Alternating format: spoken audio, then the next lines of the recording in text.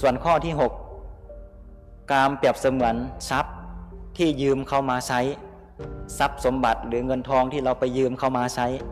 แล้วเราต้องส่งคืนไหมส่งคืนเนาะนี่แหละเรามีเงินมีทองมีอะไรก็ตามเปรียบเสมือนเรายืมเข้ามาใช้เป็นของเราไหม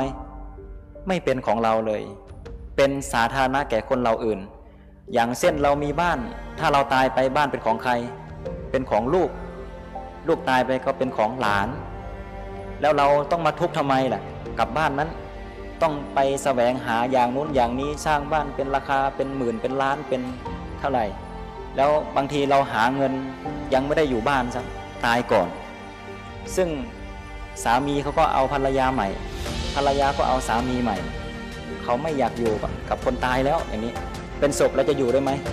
ไม่อยู่เนาะคนอะไรจะไปอยู่กับศพอย่างนี้เขาก็อยู่กับคนใหม่อย่างนี้ทุกข์ไหมทุกข์แทนที่เราจะทำบุญนะกับทิ้งบุญอย่างเช่นเราเคยให้ทานรู้ว่ามาจากการให้ทานแต่เมื่อมีกามแล้วก็ทิ้งไม่ต้องให้ทานแล้วอย่างนี้เรียกว่าเราก็กำลังเนรคุณกับตัวเองเนาะทั้งที่รู้ว่าการให้ทานเป็นสิ่งที่นำทรัพย์สมบัติมาแต่เรากับไม่เห็นคุณค่าในการให้ทานไม่เห็นคุณค่าที่จะรักษาศีลอย่างนี้นะกามเปรียบเสมือนกับต้นไม้ข้อที่7ต้นไม้ที่มีผลดกในป่าซึ่งคนผ่านไปคนผ่านมาก็อยากจะได้ผลไม้นั้นบางคนก็เอาแบบดีบ้างไม่ทำลายต้นไม้แต่บางคนก็ไม่อยากจะเอาดีคือตัดเลยโค่นเลยทำให้ต้นไม้ต้องหมดไปกามก็เช่นเดียวกันบางคนก็อยากได้รถอยากได้บ้านอยากได้ที่ดินอยากได้อะไรทุกอย่างแต่ว่าหามาแบบชอบทำบ้างคืออาบเหงื่อตางน้ำหยาดเหงื่อแรงกายอย่างนี้หาเช้ากินค่ำทุกทรมานก็เก็บเล็กผสมน้อยค่อยสะสมสร้างขึ้นมาแต่บางคนนี่ไม่เลยทำผิดอย่างนี้เลยนะบางทีก็ทำที่มันผิดต่อศีลไปลักบ้างไปขโมยบ้างไปอยากทำอย่างนี้นะหรือว่าทำผิดเพื่อที่จะให้ได้กามมาแล้วต้องทำร้ายตัวเองด้วยนะเป็นการฆ่าตัวเองไปในตัวเลยส่วนข้อที่8เปรียบเสมือนกับเขียงชับเนื้อเขียงสับเนื้อเนาะหากใครไปอยู่ในบนเขียงก็เท่ากับเสี่ยงต่อความตายที่เขากำลังสับอยู่ใช่ไหมที่เราสับผักสับปลาอะไรนี่เนาะเอาขึ้นเขียงใช่ไหมเราก็เหมือนกันเราเข้าไปอยู่ในกามก็เปรียบเสมือนเรากำลังเอาตัวเองขึ้นไปอยู่ในเขียงที่เขากำลังซับอยู่นี่นะให้ถึงตายครับอย่างนี้ส่วนข้อที่9ก็เปรียบเสมือนหอกเหลาซึ่งทิ่มแทงเราให้เจ็บปวดทรมานมันทิ่มแทงจิตใจเสมอ